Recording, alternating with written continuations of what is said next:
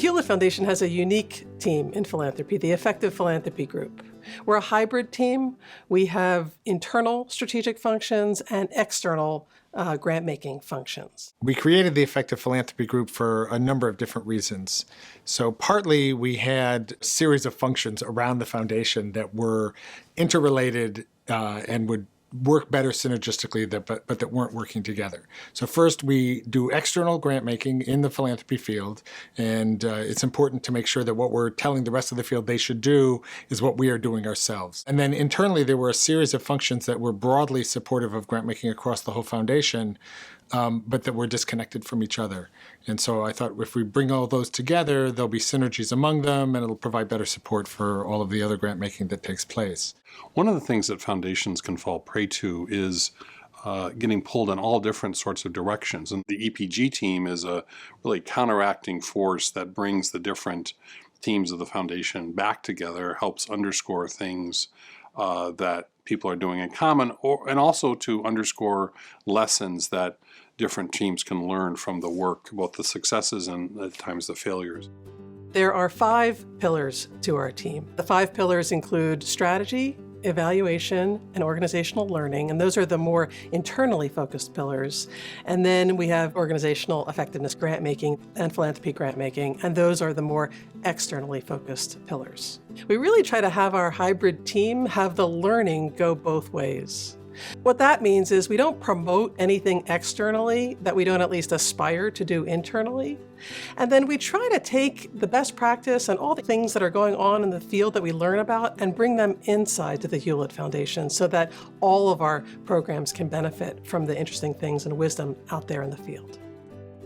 Our first pillar is strategy, and as part of the strategy pillar, we both provide guidance to all of our programs about how to develop strategies, how to implement, refresh, and sometimes exit strategies. The Global Development and Population Program has benefited immensely from the support of the Effective Philanthropy Group, particularly around both the development of new strategies and updating or refreshing some existing ones when they needed a fresh look. Think about my role as an in-house consultant. So I work with programs across the strategy lifecycle, helping them identify the right problems and opportunities at the outset, helping them when they're doing a refresh of their strategy, helping them take stock of how they've been doing and make course corrections, helping them develop a logic model, and helping them tell their strategy story, so to speak, to the board and to the field at large. The strategy development process is really the critical piece of making sure that we get from here to there, both first that we get there and then that we get there in a way that is, maximally effective and efficient given our resources. The support of the strategy officer during the process of the development of the Women's Economic Empowerment Strategy was critical. It became very clear the type of questions that we should be asking ourselves and the reviewers, what the process of the strategy building should look like, and the timeline for it as well. Our next pillar is evaluation, intimately connected to strategy, but also distinct. The evaluation pillar supports programs to use and learn from evaluation, guided by our foundation's evaluation principles. The first principle is lead with purpose, and that really guides all of the work we do with evaluation. When teams request our help, we provide technical assistance and guidance to them in all aspects of evaluation, design, implementation, use of results, and so forth.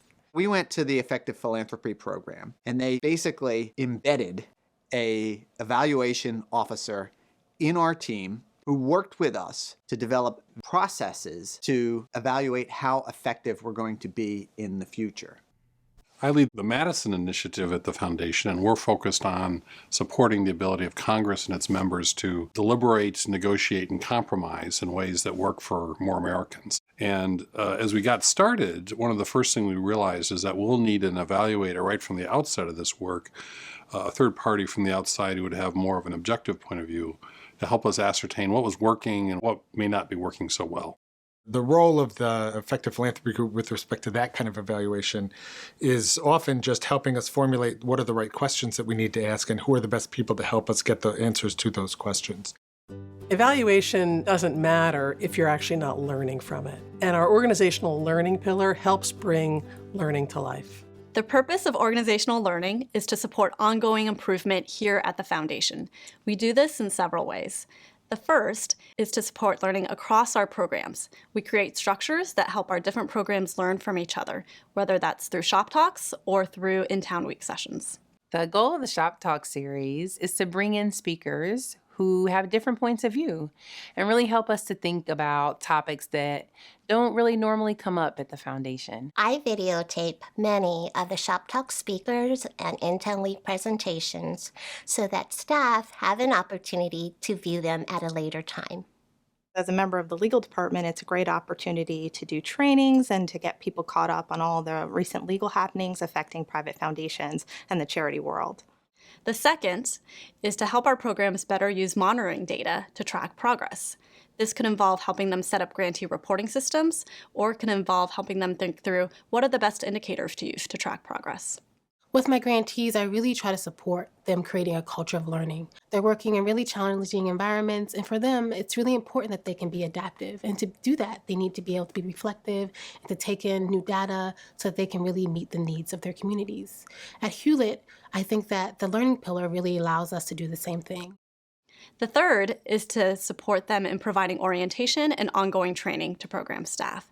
Sometimes we bring in providers from the outside, and other times we host these trainings internally. When I came to the Foundation, I came from the field of education, and I didn't know much about philanthropy. So the training that the Effective Philanthropy Group gave to help us understand more about the diversity and complexity of this field was extremely helpful.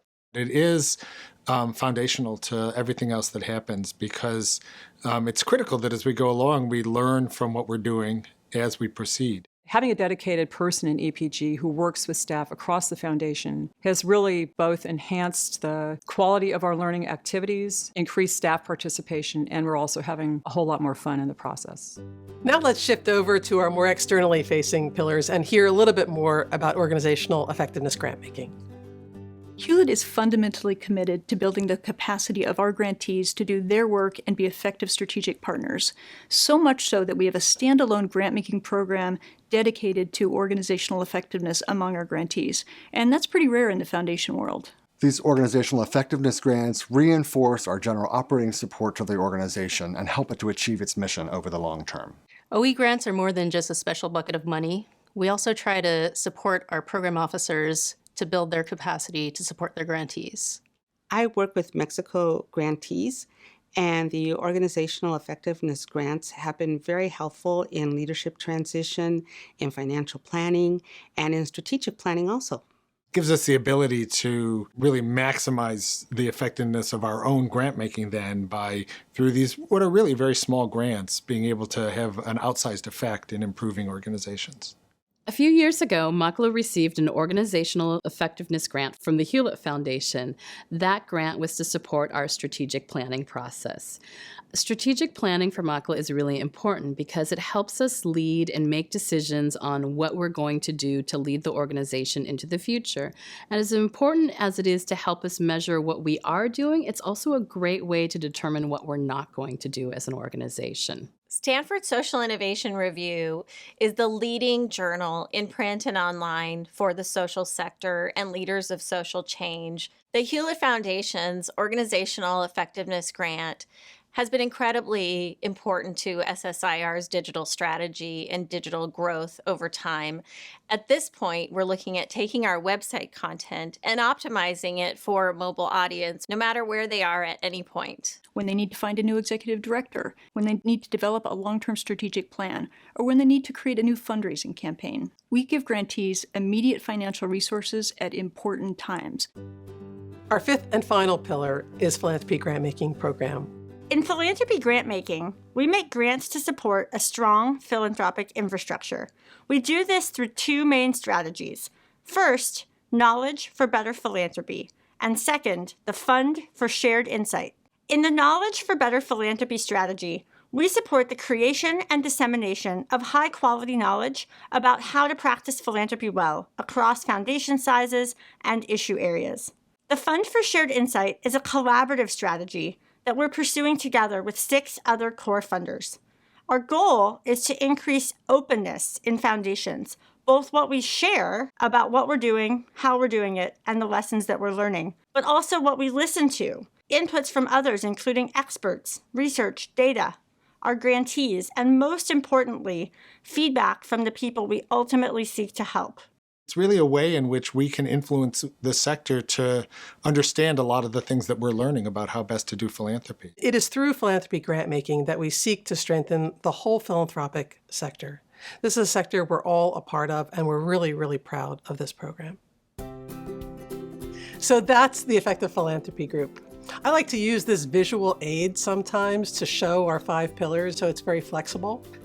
And I don't think that this model is necessarily right for all foundations, but it seems to be working pretty well for us. As we change and evolve it over time, we'll continue to share what's working, what's not, and how we're evolving it.